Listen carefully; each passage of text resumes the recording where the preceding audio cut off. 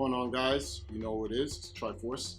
I'm actually back with you guys for a particular topic I wanted to kind of go over.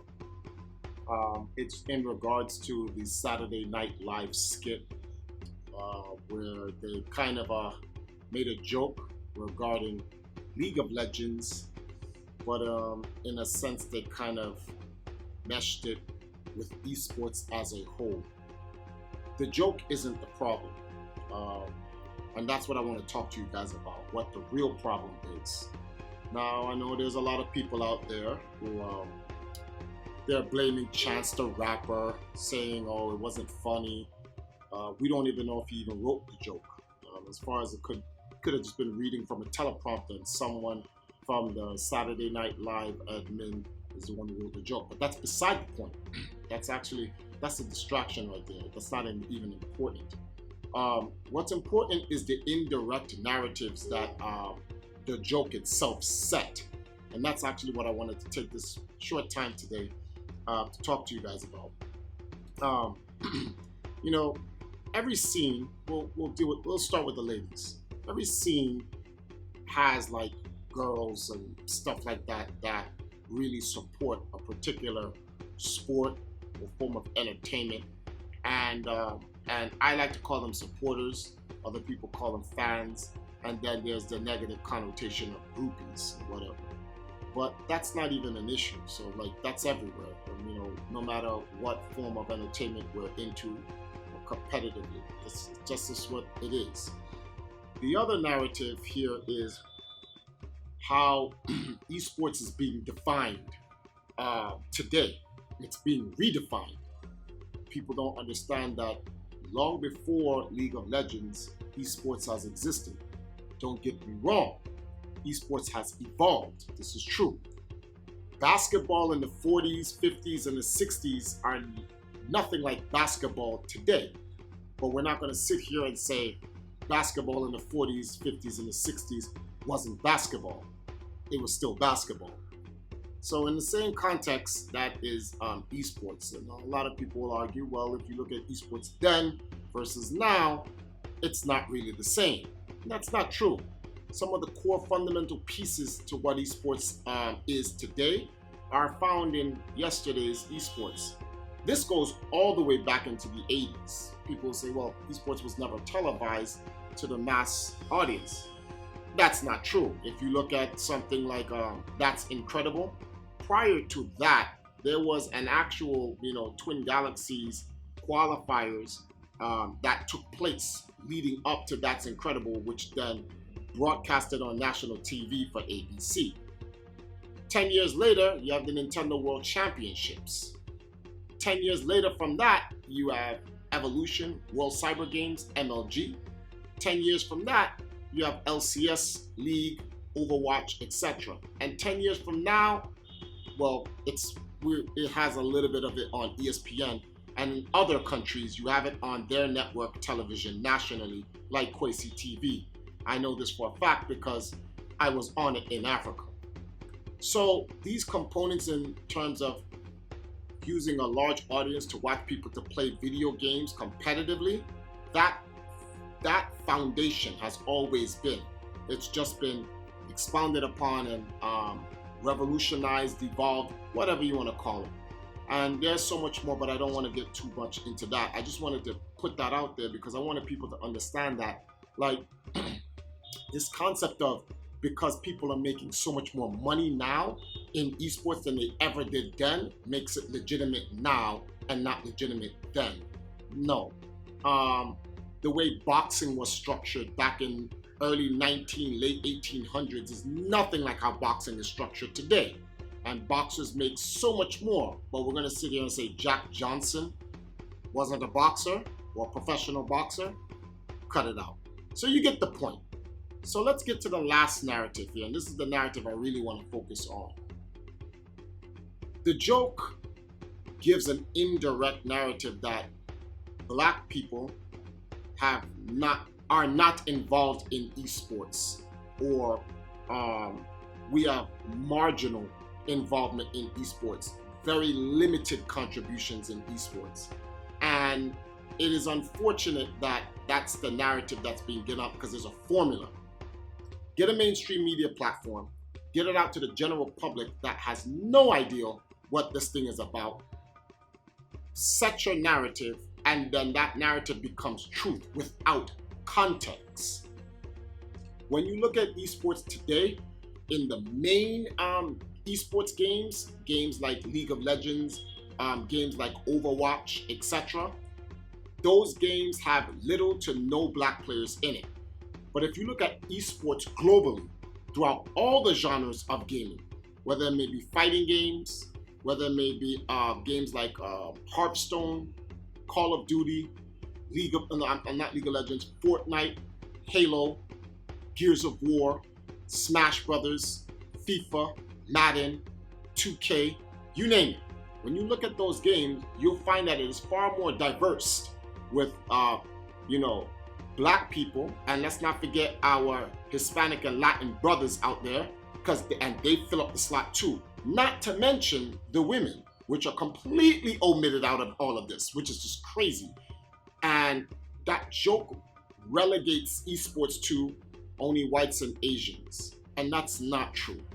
In League of Legends, 99% is white and Asians. So in that particular esports, it is it's not diverse in terms of its people. And that's something that Riot needs to work on, in trying to find pro players that are not white and that are not Asian and give them a platform. If they aren't even doing that already, we don't know. A lot of people don't really focus or look at these things. But there are those who do, and they don't get the support in it, sadly.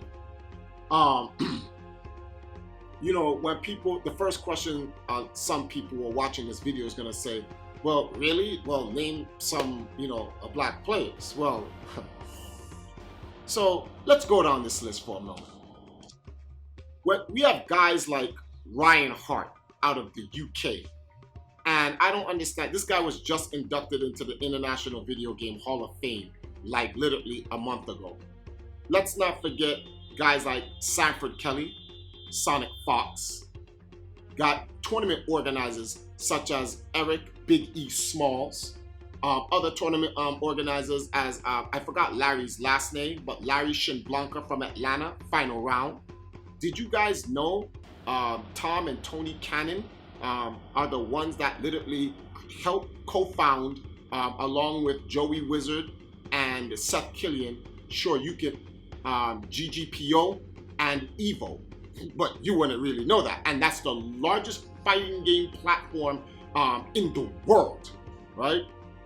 What about TSM Myth, TSM Daquan, commentators like D1, TK Breezy, Gears of War players like J-Ribs, right? Another one of our players, EMP KDZ. And I don't really want to focus too much on players in our organization, because our organization houses a lot of people of African descent. So we have a lot of African people in our organization. But I want to focus on the other players, guys like Little Majin. How can you guys forget about this black individual who literally represented the West Coast in the fighting game scene? Mike Ross.